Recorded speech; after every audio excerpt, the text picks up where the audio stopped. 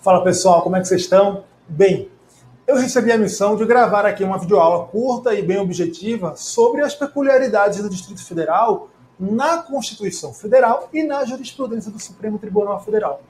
Então isso naturalmente envolve o quê? Envolve a autonomia dessa entidade federada, a autonomia do Distrito Federal. Veja, o Distrito Federal é uma entidade integrante da Federação Brasileira.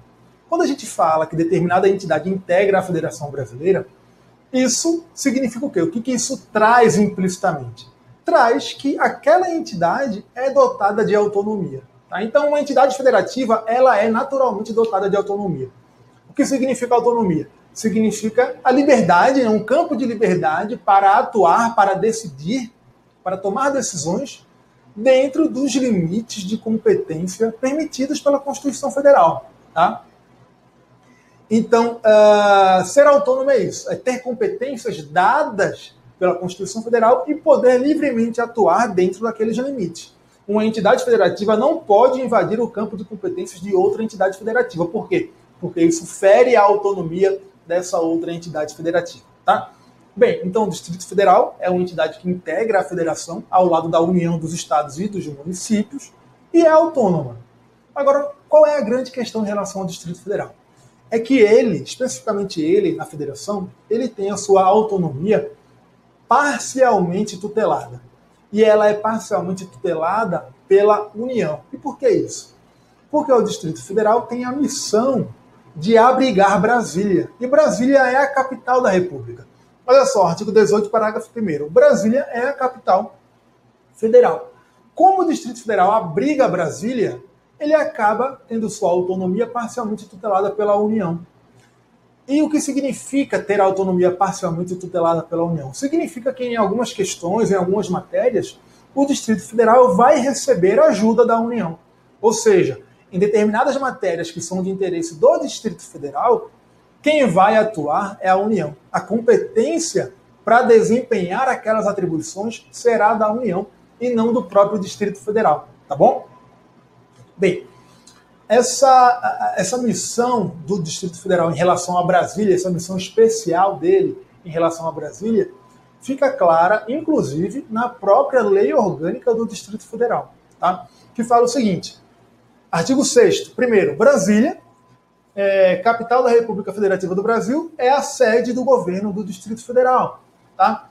Artigo 55 da lei orgânica do DF, a Câmara Legislativa do Distrito Federal tem sede em Brasília, que é a capital da República Federativa do Brasil. Artigo 82. O Tribunal de Contas do Distrito Federal, composto, integrado por 7 conselheiros, tem sede na cidade de Brasília. Artigo 165. As diretrizes, os objetivos e as políticas públicas que orientam a ação governamental para a promoção do desenvolvimento socioeconômico do Distrito Federal devem observar o seguinte: inciso 5, a singular condição de Brasília como capital federal. Inciso 6, a condição de Brasília como patrimônio cultural da humanidade. Tá? Então, o Distrito Federal se dedica especialmente a Brasília, não há dúvida alguma disso. Como consequência, ele acaba tendo a sua autonomia parcialmente tutelada pela União. Isso significa, como a gente viu, que a União vai auxiliar o Distrito Federal em algumas questões. A competência para certas questões relacionadas ao Distrito Federal será da União e não do próprio Distrito Federal. Tá? Isso, inclusive, excepciona a lógica do nosso sistema de repartição de competências. Por quê? Porque um dos critérios que orientam o nosso sistema de repartição de competências é o critério da predominância do interesse. Isso, inclusive, já foi afirmado expressamente pelo STF em mais de um precedente. Tá? Mas, nessas questões do Distrito Federal, que, por serem questões do Distrito Federal, são de interesse predominante do próprio Distrito Federal, quem vai atuar é a União, porque o Distrito Federal tem autonomia parcialmente tutelada pela União. Vamos ver quais são essas questões. Primeiro, artigo 21. Fala o seguinte. O artigo 21, primeiro, só explicando para vocês, é o artigo que elenca as competências materiais ou administrativas exclusivas da União. Tá? O artigo 22 elenca as competências legislativas privativas da União. Bem, o artigo 21 fala o seguinte: Inciso 13. Compete à União organizar e manter o Poder Judiciário, o Ministério Público do Distrito Federal e Territórios, então o MPDFT, e a Defensoria Pública dos Territórios. Inciso 14. Compete à União organizar e manter a Polícia Civil, a Polícia Penal, lembrando que a Polícia Penal foi criada pela Emenda 104 de 2019, a Polícia Militar e o Corpo de Bombeiros Militar do Distrito Federal, bem como prestar assistência financeira ao Distrito Federal para a execução de serviços públicos por meio de fundo próprio. E aí no artigo 22, que trata das competências legislativas privativas da União, a Constituição fala o seguinte: compete privativamente à União legislar sobre, inciso 17, organização judiciária do Ministério Público do Distrito Federal e dos Territórios e da Defensoria Pública dos Territórios, bem como organização administrativa desses órgãos. Então, são questões do Distrito Federal cuja competência é dada à União, tá certo? No artigo 32, que é o artigo que disciplina o Distrito Federal na Constituição, também temos uma previsão nesse sentido, da tutela da União sobre a autonomia do Distrito Federal, que é o parágrafo 4º, que fala o seguinte: lei federal, que é uma lei da União, disporá sobre a utilização pelo governo do Distrito Federal, da Polícia Civil, da Polícia Penal, da Polícia Militar e do Corpo de Bombeiros Militar. Ou seja, quem vai regular a utilização pelo Distrito Federal das suas próprias forças de segurança pública é uma lei criada pela União, tá? Então, mais uma situação aí que mostra a tutela da União sobre a autonomia do Distrito Federal, tá bom? Bem, essas questões já chegaram no Supremo Tribunal Federal, tá? O Supremo Tribunal Federal já tomou algumas decisões sobre isso, certo? E uma delas diz respeito ao regime remuneratório dos militares do Distrito Federal. Veja, a gente viu aqui no artigo 21 da Constituição, voltando aqui, que é competência material da União organizar e manter as forças de segurança pública do Distrito Federal, uma competência material. No artigo 22, que é o artigo que trata da competência legislativa da União, não fala nada sobre a competência da União para legislar sobre as forças de segurança pública do Distrito Federal. Só que o STF, ele estende essa competência administrativa da União para o campo legislativo. Ele fala, se a União tem competência administrativa nisso, ela também tem competência legislativa nessas matérias. O que é natural, por quê? Por conta do princípio da legalidade. O princípio da legalidade, lá do artigo 37 da Constituição, fala o seguinte: fala que significa que o poder público só pode fazer o que a lei permite. É isso que diz a legalidade administrativa. Então, se a União tem uma competência administrativa para organizar e manter as forças de segurança pública do Distrito Federal, é necessário que ela tenha uma competência legislativa para tratar disso. Por quê? Porque se ela não puder legislar sobre isso, ela não vai poder desempenhar atividades administrativas nessa mesma matéria. Tá bom? Bem, nessa linha de raciocínio, o STF já julgou inconstitucional a lei do Distrito Federal, que criou uma certa gratificação para os militares do Distrito Federal. Por quê? Porque entendeu que isso aí é competência da União e não do Distrito Federal, essa legislação. Olha só esse precedente aqui. Ao instituir a chamada gratificação por risco de vida dos policiais e bombeiros militares do Distrito Federal, o Poder Legislativo Distrital usurpou a competência material da União para organizar e manter a Polícia Civil, a Polícia Militar e o Corpo de Bombeiros Militar do Distrito Federal. Se esse precedente fosse mais recente, teria incluído aí também o quê? A Polícia Penal, tá? Bem como prestar assistência financeira ao Distrito Federal para a execução de serviços públicos por meio de fundo próprio. Inciso 14 do artigo 21 da Constituição, tá? O precedente foi a ADI 3791, julgado em 2010. Esse entendimento que está aqui nessa ADI encontra-se sumulado no STF, que é a súmula 647. Olha o que ela fala. Compete privativamente à União legislar sobre vencimentos dos membros das polícias civil e militar do Distrito Federal. Tá? Esse enunciado fala só de polícia civil e polícia militar, mas ele se estende naturalmente às outras forças de segurança pública do Distrito Federal. Por quê? Porque o raciocínio jurídico aplicável é o mesmo. Tá bom? Bem, a gente viu que os militares do Distrito Federal, né, a sua remuneração tem que ser fixada em lei da União e não do Distrito Federal. Mas isso não se aplica em âmbito estadual. Nos estados, quem fixa isso é lei do próprio estado. Por quê? Porque isso decorre do artigo 42 e do artigo 142 da Constituição. Olha o que fala o artigo 42, parágrafo 1º. Fala que cabe à lei estadual específica dispor sobre as matérias do artigo 142, parágrafo 3º, inciso 10. E aí a gente vai lá no artigo 142, que é um artigo que trata das Forças Armadas, que são militares da União, e ele fala o seguinte, lá no inciso, parágrafo 3º, no inciso 10, fala que lei disporá sobre a remuneração dos militares. Então isso aqui se aplica aos militares estaduais, devendo ser disciplinado em lei estadual específica. Mas isso não se aplica no Distrito Federal. No Distrito Federal, a competência para legislar sobre isso é da União e não do Distrito Federal. Tá?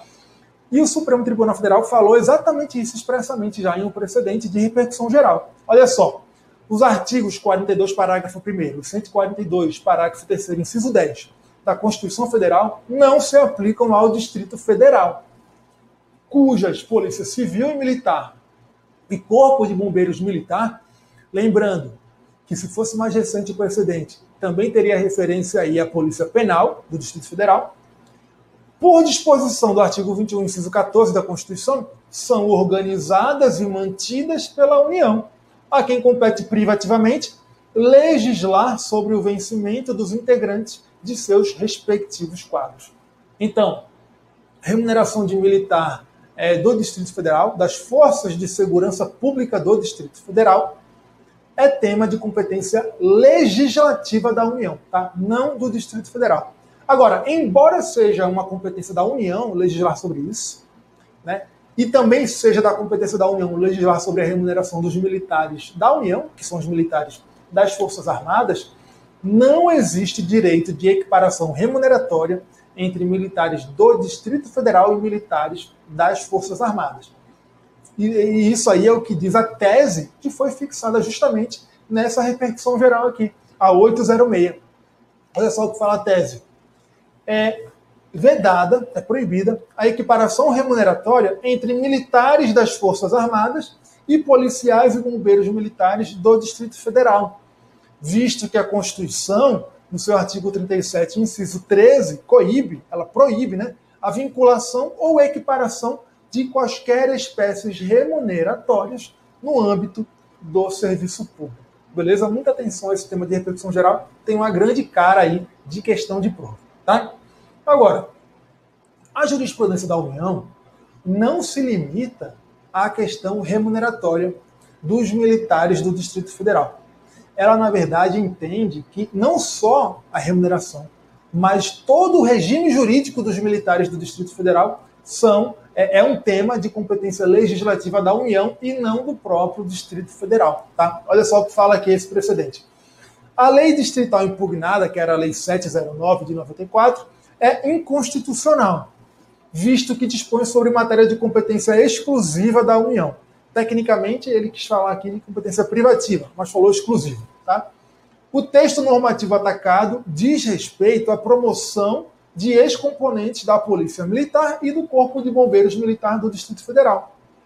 Ou seja, trata de regime jurídico dos policiais militares e membros do Corpo de Bombeiros Militar do Distrito Federal. Isso afronta o disposto no artigo 21, inciso 14 da Constituição Federal. Então, segundo o STF, a União tem competência para legislar sobre o próprio regime jurídico dos militares do Distrito Federal. Não se limita essa competência legislativa à remuneração desses agentes públicos. Beleza? Muita atenção a essas questões, a essa parcial tutela do Distrito Federal, da autonomia do Distrito Federal pela União, porque isso aí cai em prova e pode ser uma coisa que confunde na hora de responder. Tá certo? Outro detalhe muito importante também sobre o Distrito Federal diz respeito à sua competência cumulativa. De acordo com a Constituição, o Distrito Federal não pode se subdividir em municípios. Como consequência disso, ele também, de acordo com a Constituição, tá? Lá no artigo 32, ele acumula as competências de natureza estadual e de natureza municipal. Isso tem uma consequência onde? No âmbito do controle concentrado abstrato de constitucionalidade em ADI. Porque em ADI só pode ser objeto de controle o quê? Lei ou ato normativo federal ou estadual. No caso do Distrito Federal, como ele acumula competências estaduais e municipais, ele edita leis que têm também natureza municipal, né? E quando é uma lei do Distrito Federal que foi editada com base na sua autonomia municipal, o Supremo Tribunal Federal entende que ela não pode ser objeto de ADI, porque seria como uma lei municipal e a Constituição não permite lei municipal ou ato normativo municipal como objeto de ADI. Tá? Agora, se for um caso em que a lei que editada pelo Distrito Federal, a pretexto de desempenhar uma competência do DF de natureza municipal, mas essa lei invade a competência da União, por exemplo, uma lei que proíbe a utilização de algum espaço privado como estacionamento. Isso é uma lei que foi editada pelo Distrito Federal, né, e aconteceu esse caso concretamente, a pretexto de definir normas de caráter municipal, tá? Normas de postura urbana. E aí isso foi impugnado no STF, né? E alegaram para defender a norma que seria uma norma de caráter municipal. E o Supremo falou, não. Isso é uma norma que trata de direito civil. Isso invade a competência da União. Né? Por quê? Porque trata de uso da propriedade privada e também trata de relação contratual, já que, no caso da lei do DF, dizia que não podia usar o espaço privado como estacionamento. E estacionamento é um contrato, né? Um contrato de depósito. Então era uma matéria de direito civil, e a competência para legislar sobre o direito civil é privativa da União. Então, nesse caso, o Supremo falou, olha, eu sei que essa lei foi editada a pretexto de exercer uma competência de caráter municipal, mas invadiu a competência da União. Então, eu admito a ADI, e aí o Supremo julgou inconstitucional a lei. Outro caso, uma lei que trata do quadro de pessoal do Distrito Federal. Nesse caso, o que acontece? Segundo o Supremo, isso aconteceu, a norma foi impugnada no STF, e o STF falou o seguinte, olha, essa norma aqui a gente não consegue dizer se é uma norma de natureza estadual ou municipal. Não dá para fazer essa diferenciação. Quando não é possível a diferenciação, é admitida a ADI para impugnar a lei do Distrito Federal. Tá? Então, quando você não pode diferenciar a matéria entre um tema de natureza estadual ou municipal, tratada na lei do Distrito Federal, você pode impugnar a lei em ADI. Beleza? Jurisprudência do STF. É isso. Espero que tenha sido objetivo o suficiente, com bastante conteúdo. Espero que tenha ajudado vocês. Até a próxima.